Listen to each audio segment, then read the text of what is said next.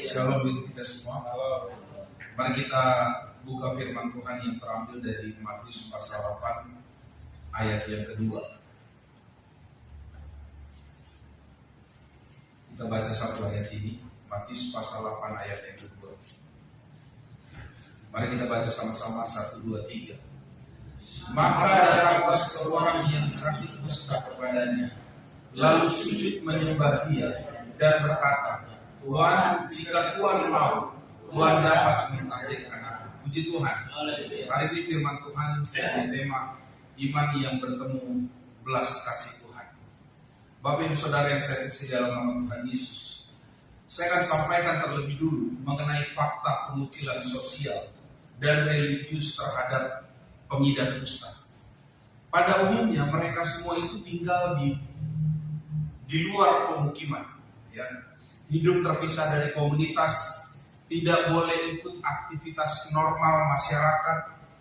Bahkan mereka lebih cenderung untuk hidup sendiri atau dalam kumpulan komunitas kecil sesama orang kusta. Yang lebih miris lagi, mereka itu dibatasi dalam berinteraksi dan mereka ini sangat tergantung dari pemberian atau orang lain yang punya belas kasihan kepada mereka. Cara umum mereka bertahan hidup itu betul-betul benar-benar berdasarkan pemberian orang.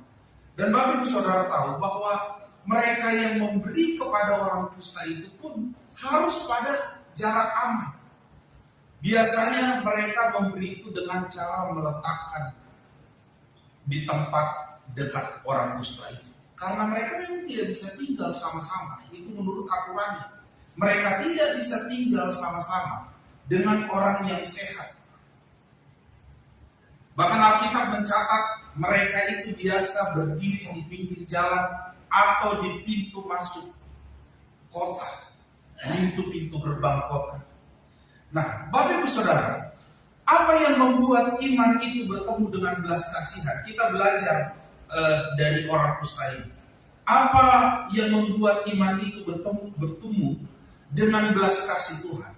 Mari kita baca ayat ini sekali lagi. 1, 2, 3. Maka datanglah seorang yang sakit kusta kepadanya, lalu sujud menyembah dia dan berkata, Tuhan, jika Tuhan mau, Tuhan dapat mentahirkan aku. Perhatikan kata datanglah. Yang pertama yang mau saya sampaikan adalah bagaimana iman itu bisa bertemu dengan belas kasih Tuhan. Karena orang kusta itu apa? Datang. Bapak Ibu Saudara, kalau kita melihat kronologi Alkitab, urutan kitab ditulis pasal 5 sampai pasal 7 itu tentang khotbah di bukit. Itu jelas ditulis dalam perikop itu. Perikop besarnya, judul besarnya pasal 5 sampai pasal 7. Alkitab berbicara tentang khotbah di bukit. Nah, setelah khotbah di bukit itu, Yesus akan melanjutkan perjalanannya ke Kapernaum, ditulis di dalam Matius pasal 8 ayatnya yang kelima. Jadi kemungkinan besar pada saat perjalanan Yesus dari bukit ke Kapernaum, orang kusta ini ada di antara perjalanan Tuhan Yesus itu. Bapak Ibu Saudara, biasanya satu kota mempunyai pintu gerbang kota dan mereka ini kumpul dalam sebuah komunitas orang kusta atau sendiri. Itu berada di luar atau di luar kota itu, di luar pintu gerbang. Nah, dia melihat Yesus yang datang menuju Kapernaum itu. Orang berbondong-bondong mengikut Tuhan Yesus. Memang tidak ada catatan apakah orang kusta ini pernah melihat Tuhan Yesus membuat mujizat. Tidak ada catatan yang dituliskan Alkitab. Tetapi kemungkinan besar dia mendengar bahwa Yesus melakukan mujizat. Ya. Nah, waktu dia datang kepada Yesus, mari kita lihat lagi batasan yang bisa dilakukan orang kusta. Dia kan tidak bisa datang kepada orang-orang normal. Ada batasan, tetapi saya mau bilang begini, Dia menembus batas keterasingan itu.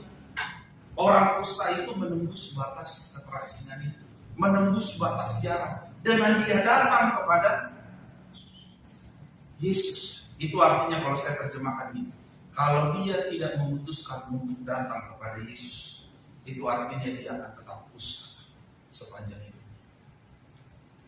Sama halnya dengan orang kusta, kita juga tidak akan pernah mengalami mujizat kalau kita hanya membawa pergumulan kita sepanjang hidup kita tanpa datang kepada Tuhan Yesus. Itu sebabnya saya terjemahkan ayat ini begini: jangan pikul bebanmu sendiri.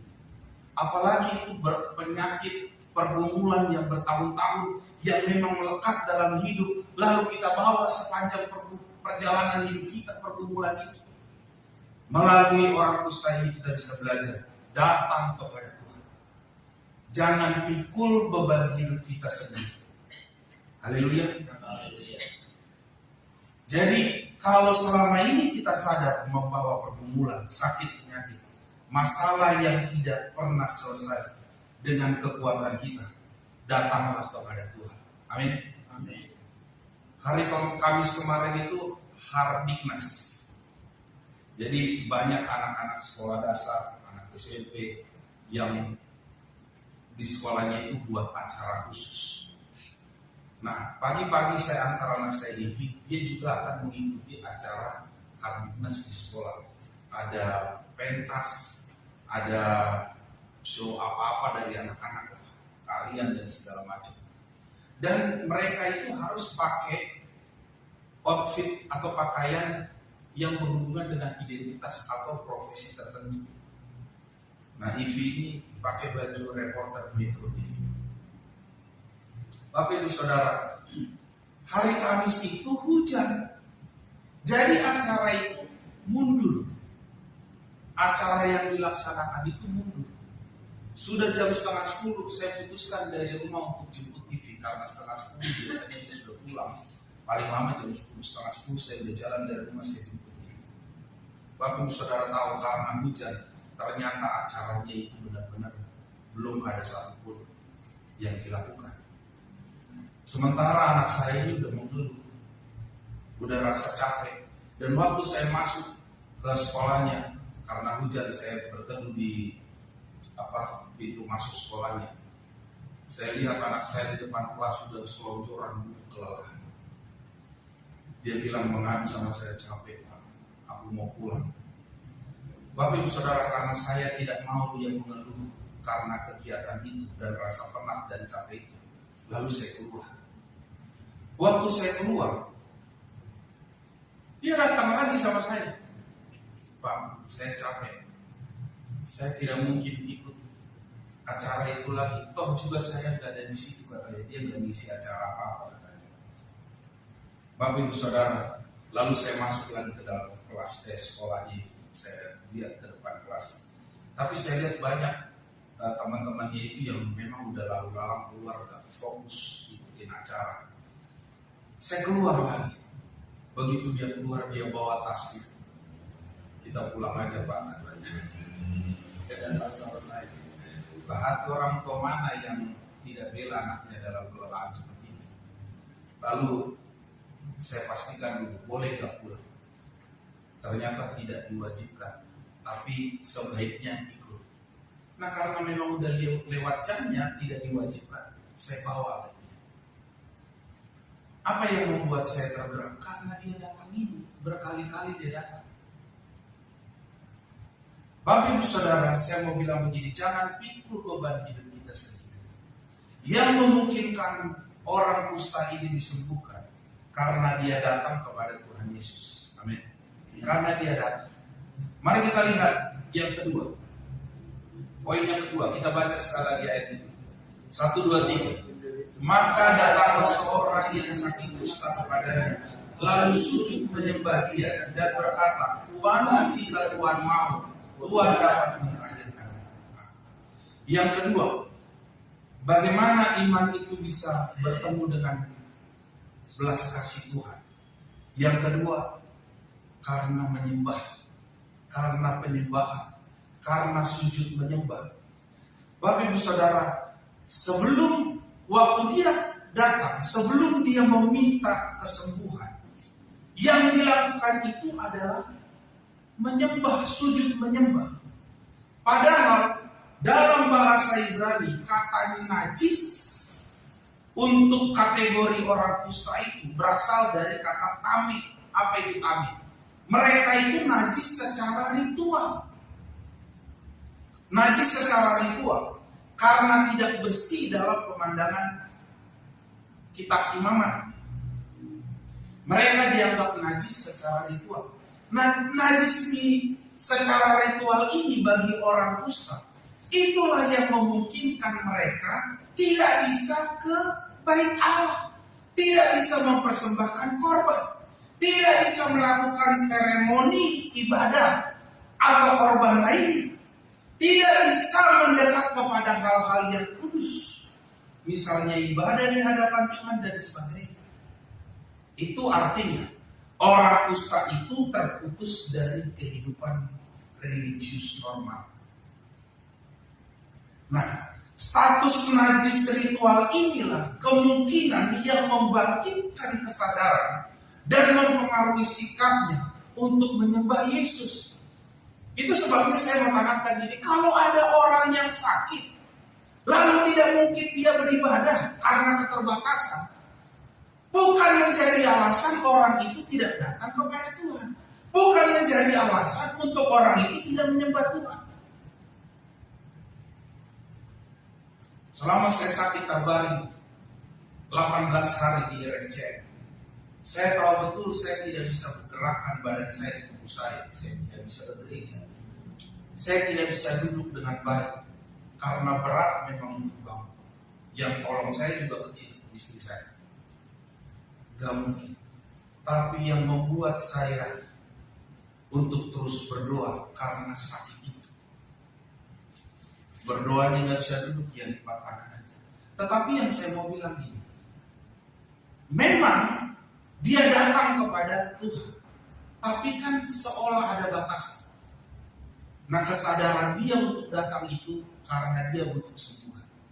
Tetapi kesadaran dibangkitkan itu bukan kesadaran untuk mendapatkan kesembuhan saja, tetapi kesadaran yang tadi saya katakan najis secara ritual. Akhirnya dia menyembah Tuhan Yesus. Apalagi dia tahu, dia mendengar, dia mengerti bahwa Yesus sanggup menyembuhkan. Dan memang dia memerlukan Tuhan. Dia datang menyembah Tuhan. Kita tahu Yesus sanggup menyembuhkan. Kita tahu kehidupan kita memerlukan Tuhan. Harusnya itulah yang menjadi dasar bagi kita untuk terus menyembah Tuhan dengan segala keterbatasan yang ada.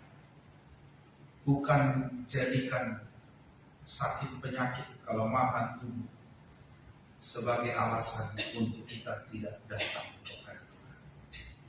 Status najis membentuk kerendahan hati. Najis secara ritual itu membentuk kerendahan hati, membentuk kesadaran bahwa hidup kita itu butuh Tuhan. Bukan hidup kita ya, hidup orang kusta itu. Tetapi saya juga mau katakan, dalam banyak hal kehidupan kita juga ada banyak hal-hal yang masih kurang. Itulah yang memaksa kita harusnya datang menyembah Tuhan. Haleluya. Jadi apa yang membuat iman orang kusta itu bisa bertemu dengan kasih karunia, bisa bertemu dengan belas kasih Tuhan, bisa bertemu dengan mujizat? Karena dia mau menyembah Tuhan. Bahasa saya sederhana.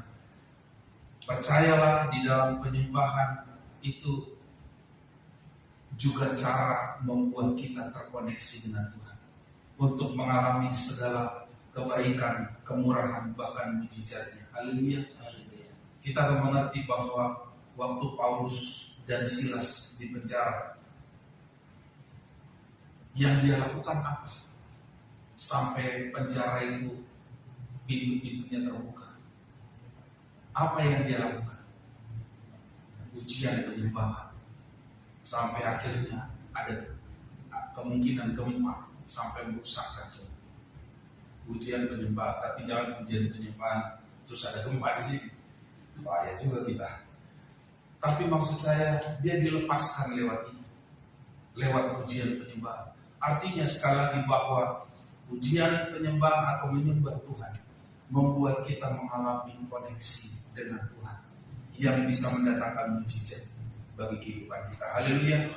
Yang ketiga, yang terakhir, mari kita lihat sekali lagi, kita baca ayat ini 1, 2, 3. Maka datanglah seorang yang sakit kusta kepadanya, lalu sujud menyembah dia dan berkata, Tuhan, jika Tuhan mau, Tuhan dapat mengakhirkan aku. Poin yang ketiga yang saya sampaikan, bagaimana iman itu bisa bertemu dengan belas kasih Tuhan. Yang ketiga, jangan meragukan kuasa Tuhan Yesus. Amin. Jangan meragukan kuasa Tuhan Yesus. Istri saya itu kemarin bikin status. Bapak Ibu Saudara tahu ya, ada kepala kas Bank BNI di Aekna Barat, kabarnya membawa lari uang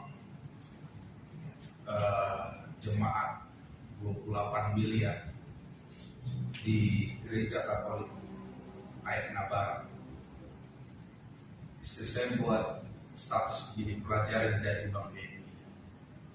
Saya punya uang 5 miliar, saya simpan di pikiran.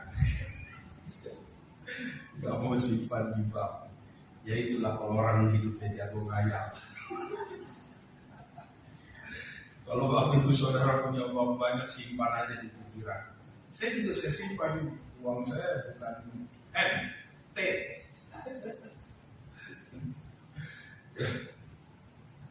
Karena tidak percaya, meragukan. Bapak Ibu Saudara, mari kita masuk ke dalam inti pesan ini. Orang kusta itu bertanya kepada Tuhan Yesus, Tuhan, jika Tuhan mau. Tapi lihatlah kalimat selanjutnya. Kalimat selanjutnya dikatakan apa? Tuhan dapat mentahirkan aku. Dia tidak bertanya jika kau bisa. Yang dia katakan itu adalah jika Tuhan mau. Artinya orang kusta itu hanya bertanya kerelaan Tuhan Yesus, tetapi dia tidak meragukan kuasa Yesus. Karena kuasa Yesus itu dipastikan, dia percaya Yesus bisa lakukan. Kenapa? Karena ayat selanjutnya itu menekankan Tuhan dapat mentahirkan aku.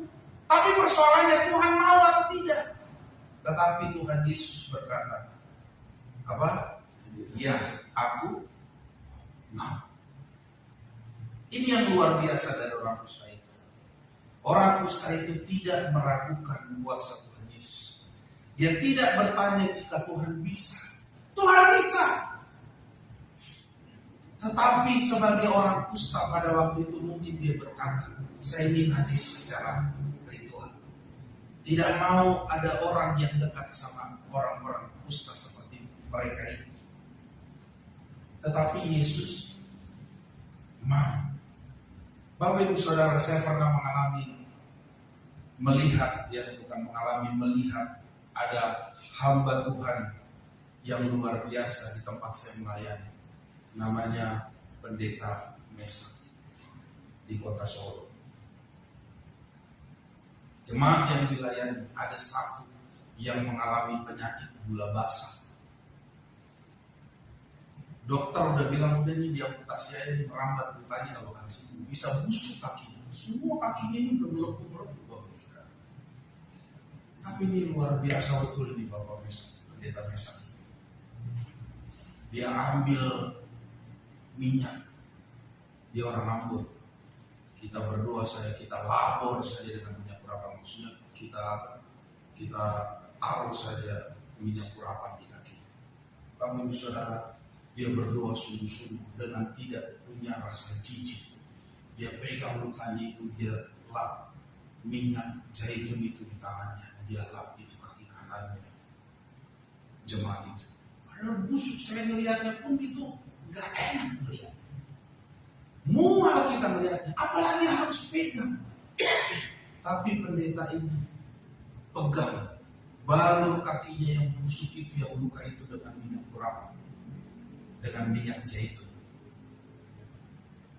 Sembuh. Sembuh. Padahal udah busuk, gak jadi diamputasi. Tahunya dari mana? 1 tahun setelah saya melihat kejadian itu, baru diceritakan. Ini bapak yang dulu mula kakinya melengkung, sekarang di sini. Dia kasih lihat. Nah, Bapak Ibu Saudara, jangan pernah meragukan kuasa Tuhan. Tuhan dapat mentahirkan kehidupan kita dari semua sakit penyakit. Sama seperti orang kusta ini, dia benar-benar yakin penuh bahwa Yesus Kristus mampu menyembuhkan. Sehingga ungkapan pertanyaannya pun benar-benar bukan pertanyaan keraguan, tetapi pertanyaan apakah Yesus rela.